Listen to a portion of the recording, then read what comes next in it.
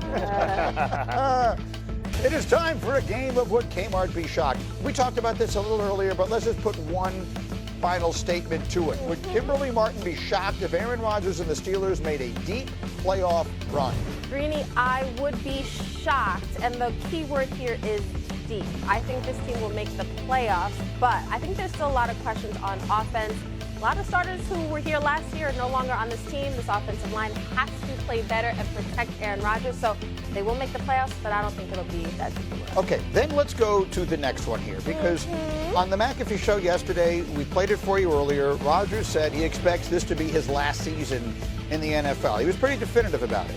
Kimberly, would you be shocked if it also became Mike Tomlin's last season in Pittsburgh? Okay, this one, I would be shocked if it is Mike Tomlin's last season. You know why? Because in Pittsburgh, in that building, it's whatever Mike Tomlin wants. I think the only reason he would not be there if Mike Tomlin says, yes, give me my Andy Reid, I'm going to leave. I just don't see that happening, but crazier things have happened. I just don't see it. Well, listen, you know him and I don't. I only know Mike Tomlin to enjoy listening to him talk on TV, but I don't know him personally, so I don't know if that's what he would want or not. The Pittsburgh Steelers, for those who don't know, are the most stable organization in the history of American professional sports. They have had 3 head coaches since 1969. By contrast, the Jets have had 3 head coaches since last October. So, I mean, it is a remarkable consistency. So I agree with what she's saying. If Tomlin, if it's his last year in Pittsburgh, it would be because he decides he wants it to be. But do you see that as a possibility? I do. I mean, they've been calling, oddly enough, they're spoiled. They're accustomed to Mike Tomlin, overachieving Tomlin's ways to win. But the reality is he hasn't won a playoff game in, I believe, 6 seasons. So it's an opportunity now, maybe both sides to move and go in a different direction, a fresh start. Sometimes that message gets old and stale. Sometimes you just need to inject some new ideas into the stadium. We've seen it happen with Bill Cowher, who was there like 18 years, won a Super Bowl. But it's been a long time since Mike Tomlin has won the ultimate prize. And when you talk about the standard being the standard, in Pittsburgh, 6 Lombardi trophies is the standard. What do you think, Hawk? That's it. The standard is the standard. I think Tomlin understands that. He abides by that as well. If they go into this season without a playoff win, I think Mike Tomlin is like, yeah, it's time to go our separate ways because he's too good of a coach to be in position to get their franchise quarterback. They're always going to be picking from 15 on, and that's just tough. It's not impossible, but it's tough to find a good quarterback in that position. And it's the conversation that you have, like when Kevin Garnett, you got to go to him and say, you can help us best by moving on. We can get a first-round, second-round draft pick for you, and you can go on and you can start your career, and we can restart off based off of you. See, I'm not disagreeing. That makes what the guys are saying makes logical sense. But within Pittsburgh, within that building, Ben Roethlisberger literally held them captive by saying, like, I don't know, and they could have, that front office could have said, hey, Ben, this is it, we're done, and move on. That's not typically how they move. That's the reason why I think if Mike Tomlin wanted to have that conversation with the organization, I would have thought maybe before this past season, maybe before then. I just don't understand why this is the year, because Aaron Rodgers plays 1 year. I think it really is just about what Mike Tomlin wants to do. And they have a ton of draft picks. And the draft is in Pittsburgh next year, so it'll be interesting to see. They've got all those picks. Maybe they package them, move up, move around. We'll find out. I got one more shocked for you. I think this is an interesting one. Kmart, would you be shocked if Joe Burrow's Bengals missed the playoffs for a 3rd consecutive year? As a staunch Joe Burrow fan, I would be shocked if they did not make the playoffs. I would be shocked if they missed the playoffs again. Let me rephrase that. Because Joe Burrow carried that team on his back with no defense.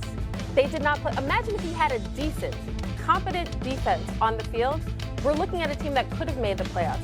I understand, Jay Henderson. I get it. 21 touchdowns and 3 picks in their losses last year. Yes, but this is the thing. History seems to be repeating itself, because I can remember another great quarterback there named Carson Palmer, and I remember they know it. Don't do that to my boy. That's my guy. But go on, Carson Palmer, and they did this before, and they're repeating history. I feel like I'm watching Groundhog Day. So I watched Carson Palmer get money. I watched him pay T.J. Houshmandzadeh. Chris Henry was a young star. Then they also went out and paid Ocho, and they avoided, or they didn't pay attention to the defense. And you have to understand that defense in football is played on 2 sides. And when you don't do that, I can see maybe Joe Burrow in 2 seasons asking his way out. Well, okay. that would be something else. Hawk, I want to ask you this question. Yeah. We talk about the great quarterbacks in the league right now, right? And Burrow is right there with the other guys, and he deserves to be. It's Mahomes, and we know about him. Yep. Lamar Jackson and Josh Allen, I think anything short of a Super Bowl would be considered a failure for them this season, right? They need to get to the Super Bowl. One of those guys, both of them, need to get there. What would constitute a successful season for Burrow and the Bengals, in your opinion? MVP season. I think it's an MVP season from Joe Burrow because kind of what you talked about. Like, yeah, Carson Palmer had a lot of the pieces, but with Joe Burrow, the Bengals did things they don't typically do. They didn't want to pay T. Higgins. That was to keep Joe Burrow happy because of the Carson Palmer situation, them trying to learn from the past and say, hey, we're going to keep him happy. With that, there becomes more expectation on Joe Burrow and honestly a lot of pressure to say, okay, this better work because we kept your two guys in place like you wanted us to. He could have been the MVP last year. Yes. That is true. If he didn't play as well as he played, that team would have been 2-15. Yes. But your margin for error is short when you depend on so many players. Every year, we watch the other receivers pull a hamstring. You know, he pulls a hamstring or something like that. No, Higgins. Right, he misses time. So now they're so star dependent, they let guys like Jesse Bates go. You talk about Trey Henderson right there. Hubbard retired. So now if you look, it's other good players in that division. So if you can't win, as a team, you're going to lose and die as an individual. What do you think, Kmart? For those who don't know, Kmart covers the AFC North for us. Got a practically like a Midwest. beast. So what do you think? What are your expectations from Cincinnati? I think what Hawk just said about how Joe Burrow said, sign my guys. I think the pressure is on Joe Burrow. I think each and every year, last year he understood, I'm getting no help from the other side of the room. It has to be on me. And I think he's entering this season understanding the same thing. If you're going to make a case, we got to keep both of them, then I think Joe Burrow enters this year thinking Super Bowl, clearly. Be careful when you let players start playing general manager because it usually goes the wrong way. Now, Lamar Jackson just went out player, I'm very disappointed. I would ask what more he could do. I mean, what more can he do than he did But think about last if year? the defense just plays decent. And that's the biggest. You need players. You need money to do that. The difference between an MVP season and not is the defense playing well because it turns into more wins for Joe Burrow. Now, look, some of those numbers were ridiculous. They were playing from behind, though, because their defense was so bad. But for Joe Burrow, if the defense has even a little step forward, it should put them in position. But the expectation is that Jamar Chase, T. Higgins, and Joe Burrow take it to another level. Off to a great start. Don't sign your first-round draft pick and you got this disgruntled start. Good. We off to a good start. But if they did not sign Jamar or T, why couldn't they sign both of them? It feels messy, right? It feels messy in Cincinnati. Burrow played so well, he had them.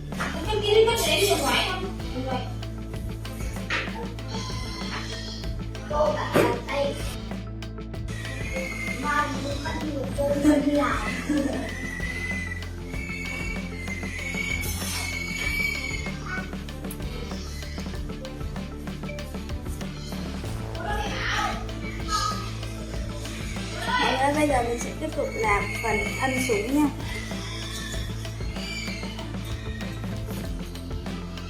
Anh biết giờ con nói với cậu.